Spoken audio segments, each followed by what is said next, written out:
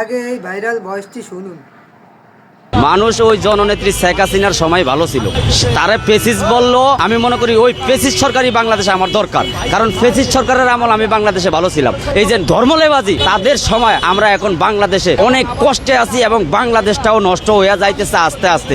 এরা তাদেরকে ফেসিস্ট বলে, সেই ফেসিস্ট সরকারই বাংলাদেশের উন্নয়নের কাতারে নিয়ে গেছে। এই ফেসিস্ট সরকারই বাংলাদেশের সর্বোচ্চ একটা স্থানে নিয়ে গেছে। এই ফেসিস্ট সরকার বাংলাদেশ যে সমস্ত উন্নয়ন করছে তার এক কোনা উন্নয়নও এরা করে দেখাইতে পারবে না। দেশে যেভাবে মারামারি, রাহাজানি, বাটপারি, সিটারি, চুরি, ডাকাতি শুরু হয়ে গেছে গিয়া, মানুষ নিরাপদে নাই, মানুষের কর্ম নাই, মানুষ এখন ভালো নাই। আর বর্তমান যারা এই যে ধর্মলেবাজি, তাদের সময় আমরা এখন বাংলাদেশে অনেক কষ্টে আছি এবং বাংলাদেশটাও নষ্ট হয়ে যাইতেছে আস্তে আস্তে। এবং সাধারণ জনগণের পক্ষে এই জননেত্রী শেখ হাসিনা যেই কাজগুলি করছে, এটা কারো পক্ষেই বাংলাদেশে সম্ভব না। আমলিকের পক্ষে কথা বললেই মনে করেন মব সৃষ্টি হয়, আমলিকের পক্ষে কথা বলতে দিতেছে না, মানে আমলিকের পক্ষে কথা বললে সাইডের টান মানে বা বক্তব্যটা দিয়ে কোথায় গেলে সেইখানে আবার মব সৃষ্টি করিয়া দেখা গেছে থাবর সবার দেয়। এরকম অনেক শিকার হয়েছি, ঠিক আছে, কিন্তু তারপরও এই সমস্ত রাজাকারের থাবর সবারে আমরা কিছু যায় আসে না। আমরা যেই দলটা ভালো, যেই আমলিক বাংলাদেশে উন্নয়ন করছে, সেই আমলিকের পক্ষে কথা আমরা অবশ্যই বলবো, কারণ আমরা কোনো চোর বাটপার, ওই সুদগোর, ওই রাজাকারদের কথা আমরা বলবো না, কারণ তারা একটা রাজাকার, তারা একটা